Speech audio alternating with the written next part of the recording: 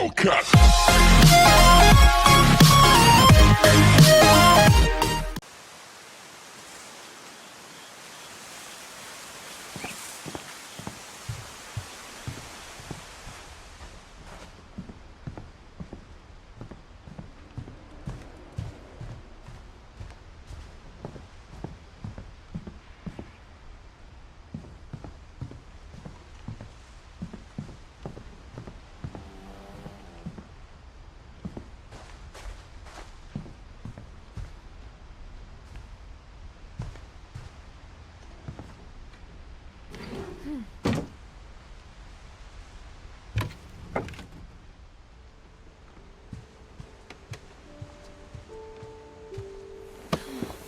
After Sam died, my mom and Edie got really close. They'd both lost a lot.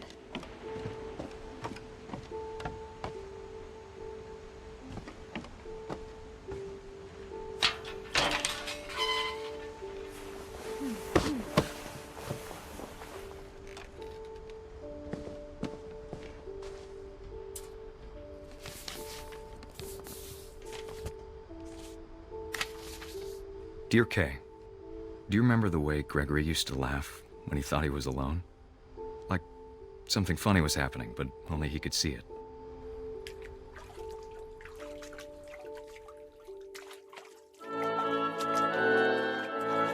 I think he saw things the rest of us don't.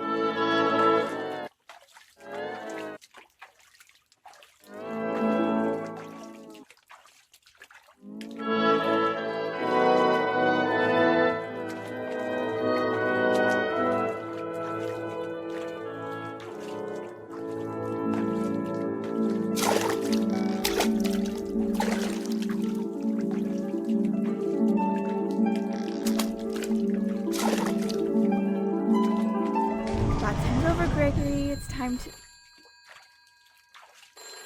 Hold on, sweetie. Hello? Sam, I told you I don't want to talk right now. I wonder what he saw.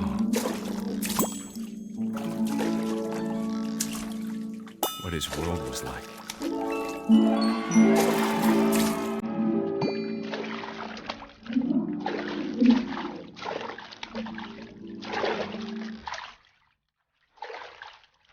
He reminded me so much of Calvin. Lost in his imagination. Whatever it was he saw, it sure made him happy.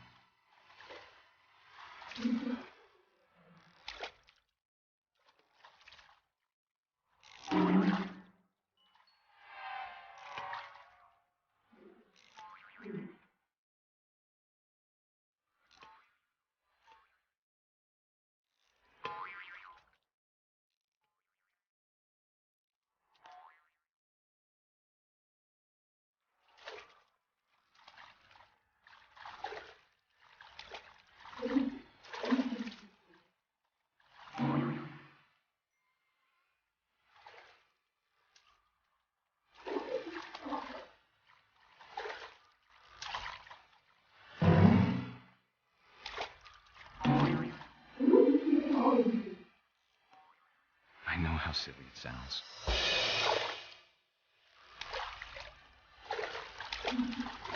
But I worried about a baby being too happy.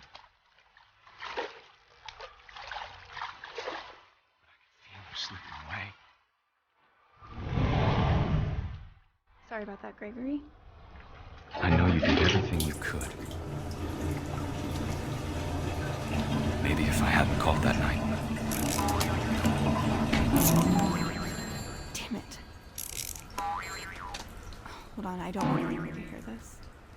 I wish he could have told us about the world he saw.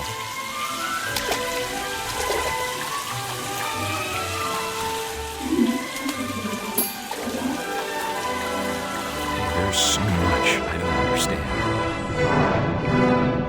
about Gregory, about everything.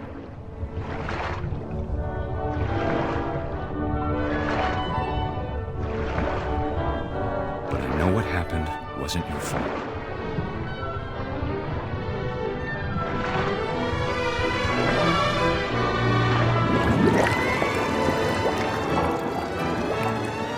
I'm sure he's happy. And he'd want you to be happy too. Good luck, Kay. Love, Sam.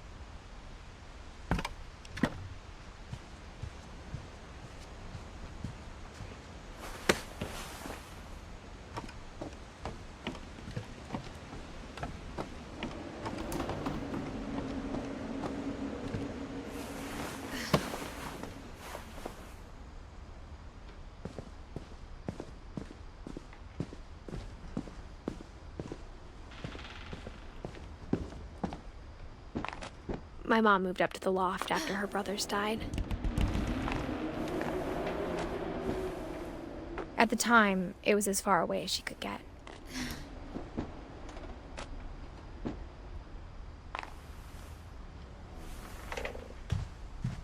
I can't imagine what it was like for her to lose 2 sons after she'd already lost 2 brothers. She spent a summer building houses in Calcutta, where she met my dad, Sanjay.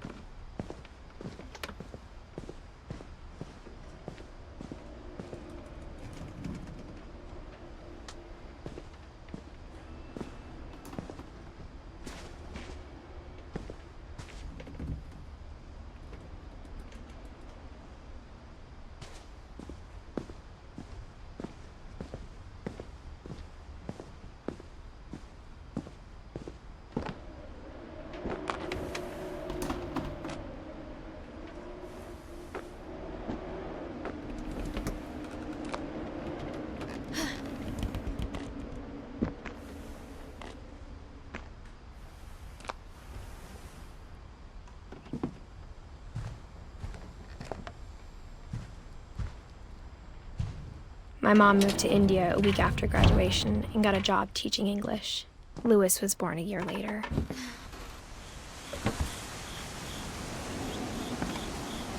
When my dad died, I don't think Mom knew where else to go. I'm sure Edie was happy to have her back. The house had to get a little bigger, but Edie was used to that. And for a while, things were good. Almost normal, but it didn't last. The beginning of the end was Milton's 10th birthday, when Edie gave him a castle. After Milton disappeared, the only thing he left behind was a room full of paintings.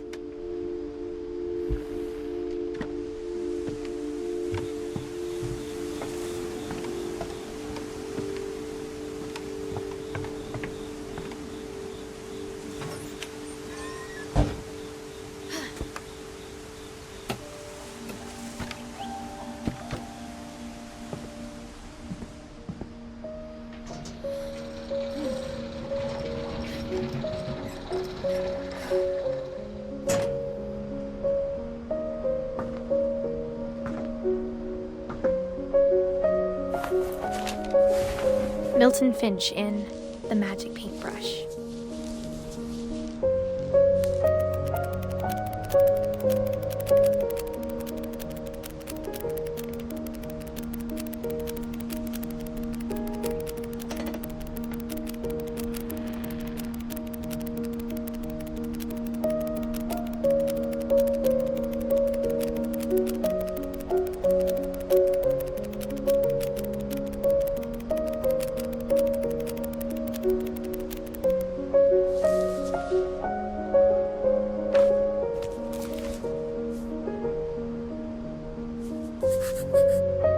I was 4 when Milton disappeared.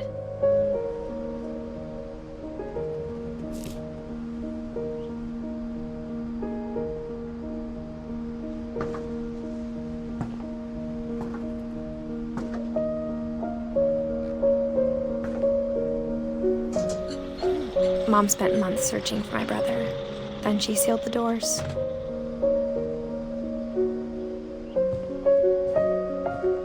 I think Edie was happy to finally have another painter in the family.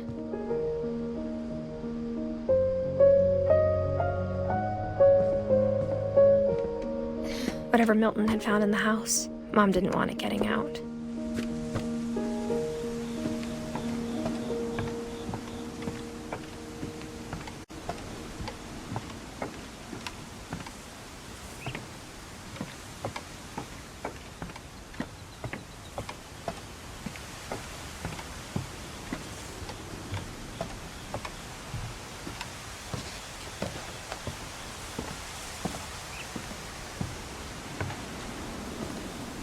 Mom definitely blamed Edie, but I think Louis blamed himself. After he graduated, he just spent more and more time in his room, until Mom got him a job at the cannery.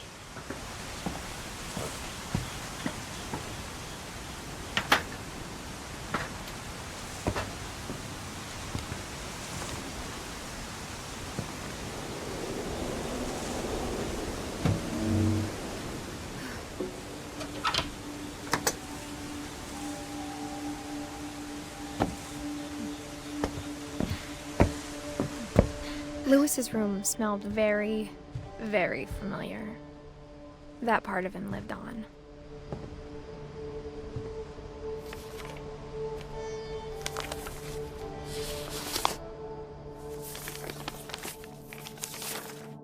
Dear Mrs. Finch, as Louis's psychiatrist, I can understand your desire for an explanation. As I see it, the trouble began in January, shortly after we convinced your son to seek treatment for substance abuse. Newly sober, I believe Louis first noticed the monotony of his daily life.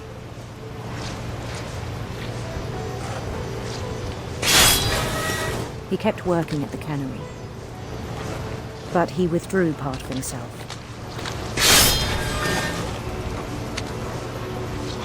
In our sessions, I saw the same behavior. His mind began to wander.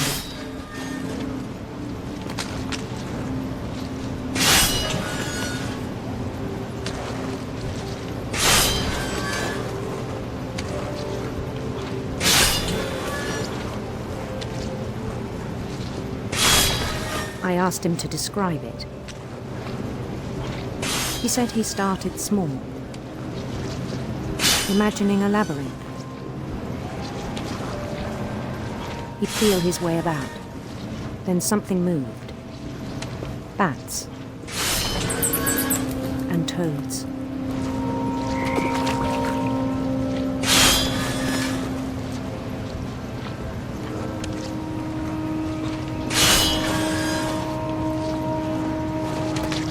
and things that have not names.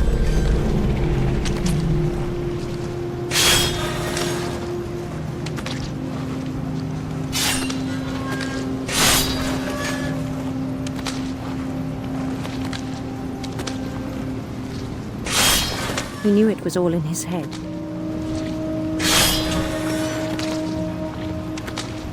But he took it very seriously. I had hoped he'd find himself.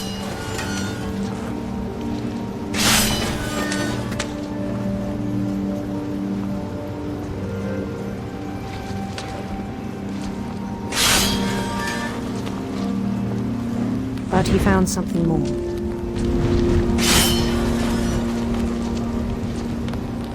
I worried about him then.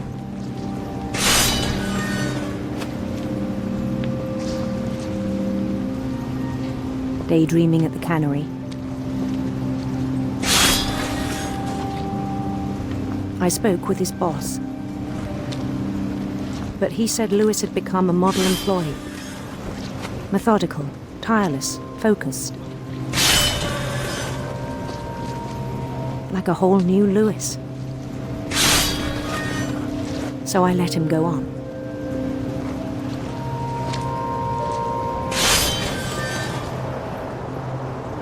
I even encouraged him. It seemed very promising at first. He told me he'd made a new friend.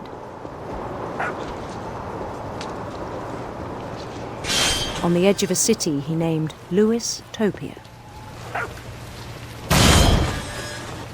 He built the city up slowly, brick by brick. Then he made musicians.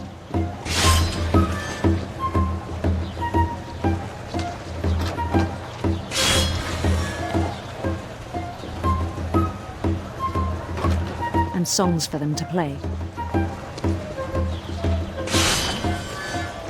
He talked about starting a band.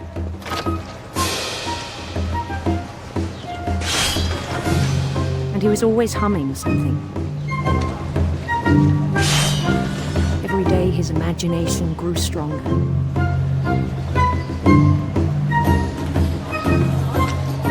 He no longer spoke at the cannery.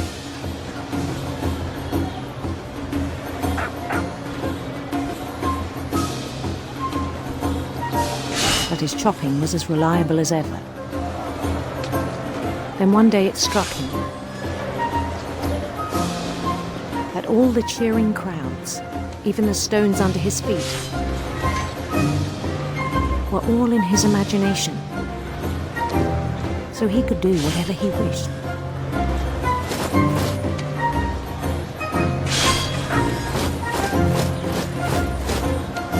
He held an election for mayor,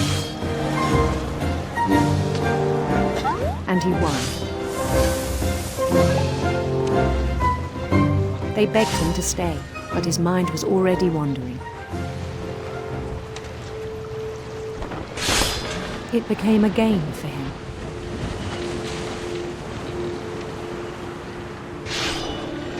He'd conquer a city, then immediately push on.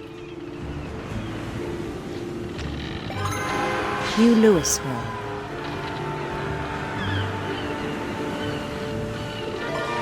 St. Louis. He started drifting away from our reality.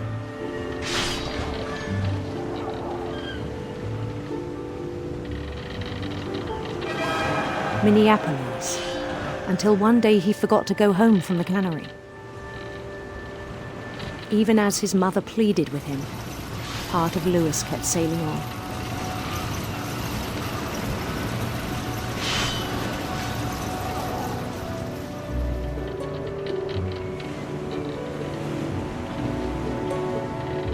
In Louisburg, he heard rumors of a handsome queen.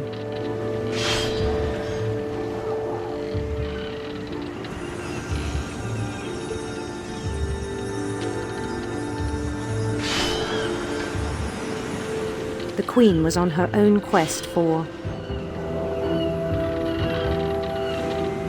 sinister serpents.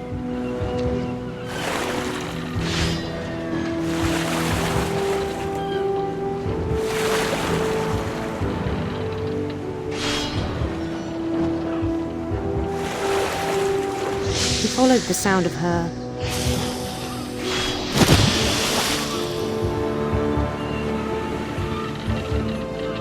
silver harp.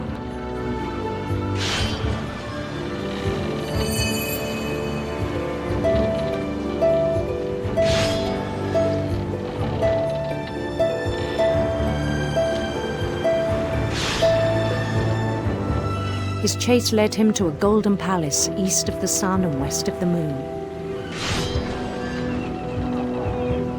Even then, his logic remained sound.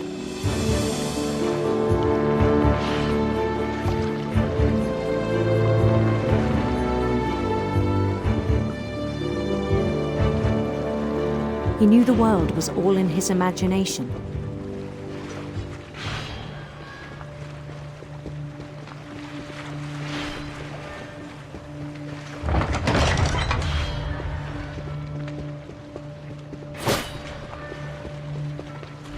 But he was so proud of having created it. In his own eyes, he'd become something greater than a king.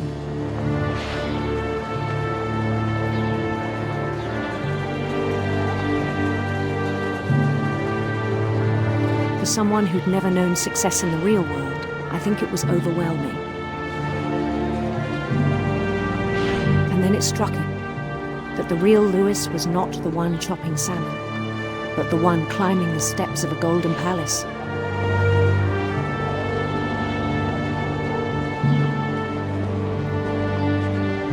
My imagination is as real as my body, he told me.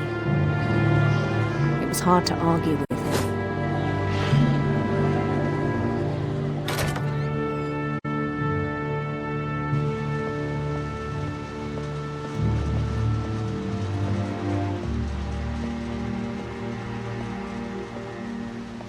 He began to forget the world we know.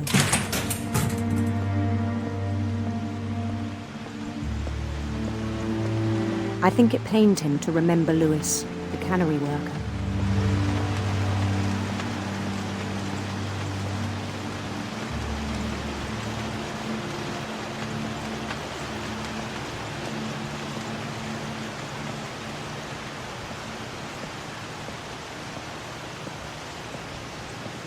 He began to despise the man with a royal contempt.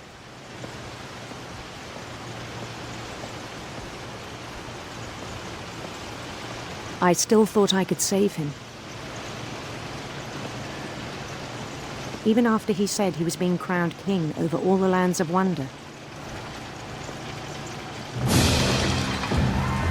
The palace would be packed with his companions.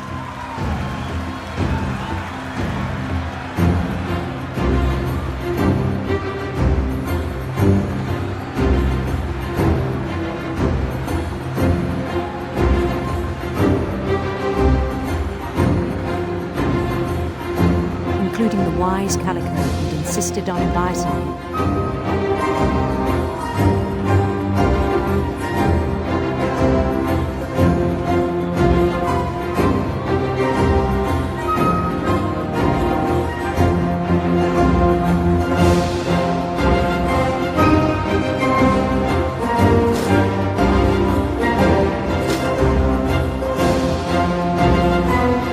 His queen waited, holding his crown.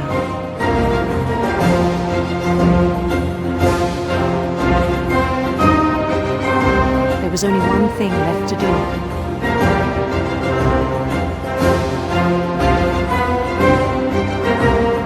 Bend down his head.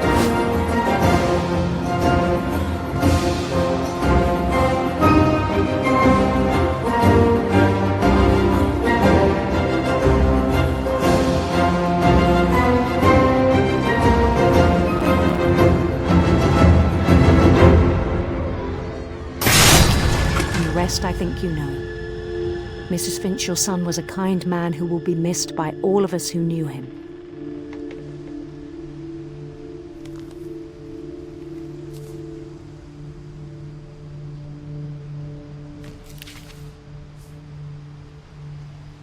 My brother was really cool.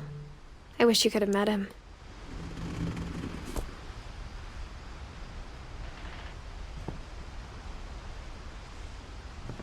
Louis and I spent a lot of time playing games together, but he was surprisingly bad at them.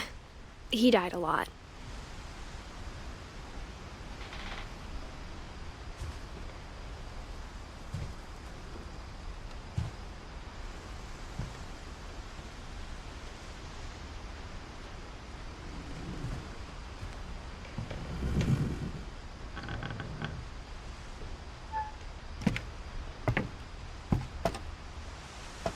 On the way back from Louis's funeral, my mom told me to start packing. She waited until the day before we left to tell Edie. I'm not sure if she wanted to make it easier or harder.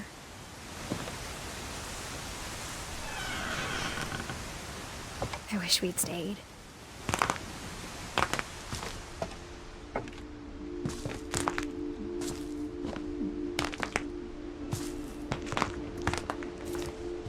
But I understand why we left.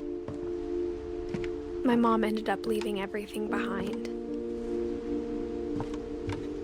What happened that night had been coming for a long time. Maybe it should have come sooner.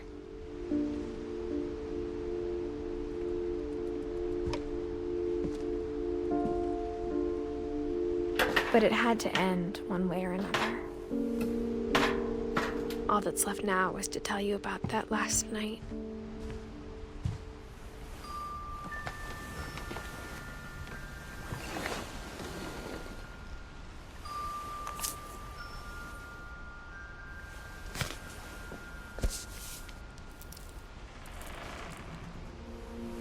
That whole last day, Edie just watched us pack and didn't say a word.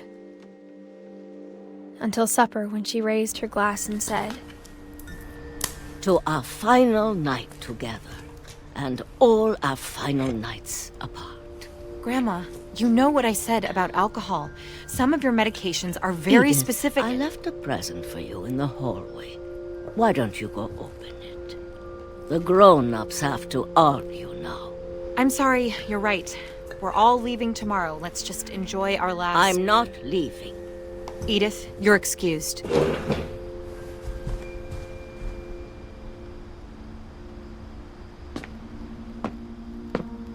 The power had been shut off that morning, but Edie always had plenty of candles. When my mom sealed the library, I don't think she knew about the other entrance. Or that Edie had a key to it.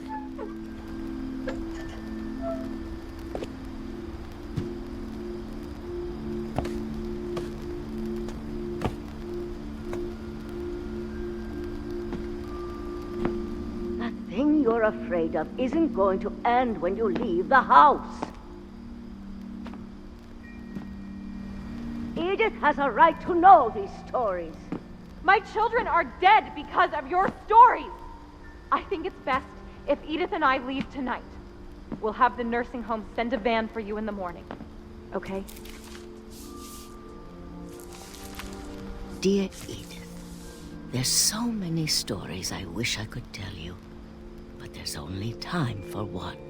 This is about what happened on the night you were born. That night, the tide went way, way out.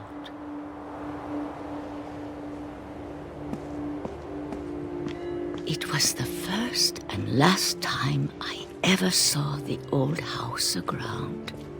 There'd been an earthquake out in the middle of the ocean.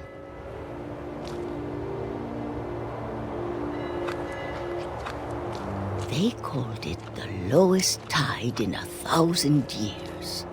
God, it smelled awful. You know, I've seen that house every day of my life.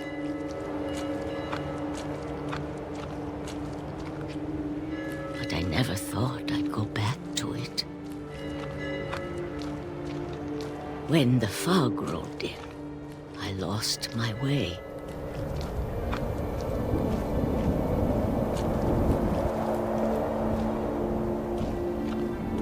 I got turned around.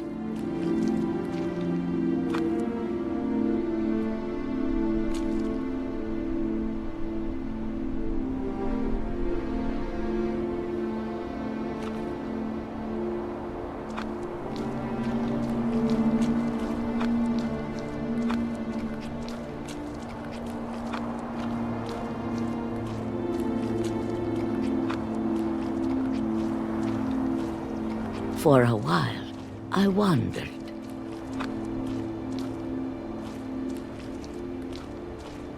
I started seeing things.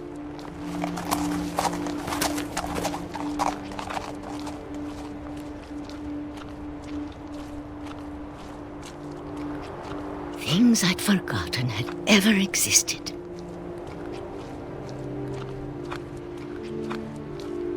But when I saw them, they felt like old friends. That night, a lot of things came back to me. Or maybe I came back to them.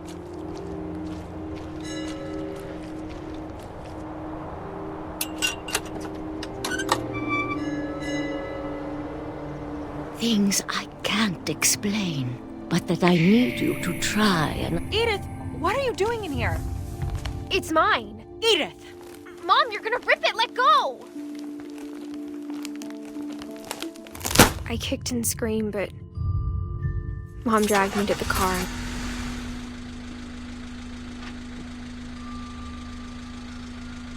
I never saw Great-Grandma Edie again. The next morning, the band came to pick her up, but she was already gone. After that, we moved around a lot.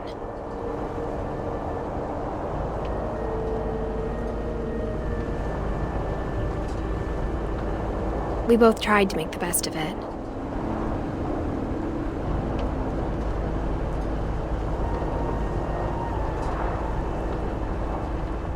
A few years went by.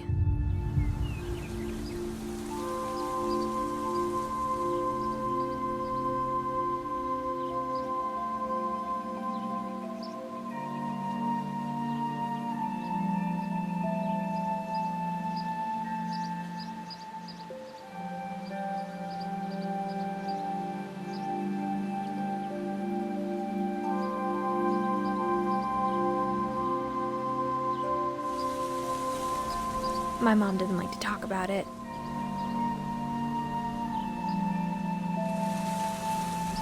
But she started getting sick a lot. The rest happened pretty quickly.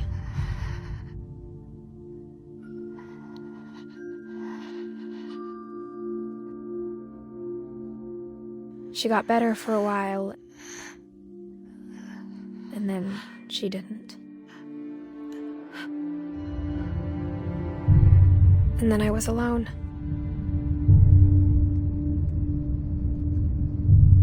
The last finch left alive.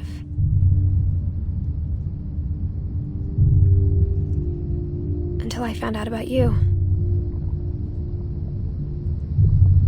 I'm still not sure what to tell you about all this. If we lived forever, maybe we'd have time to understand things. But as it is, I think the best we can do is try to open our eyes and appreciate how strange and brief all of this is. This journal was supposed to be for you. But now I hope you'll never see it. I just want to meet you and tell you all these stories myself. But I guess if you're reading this now, things didn't work out that way.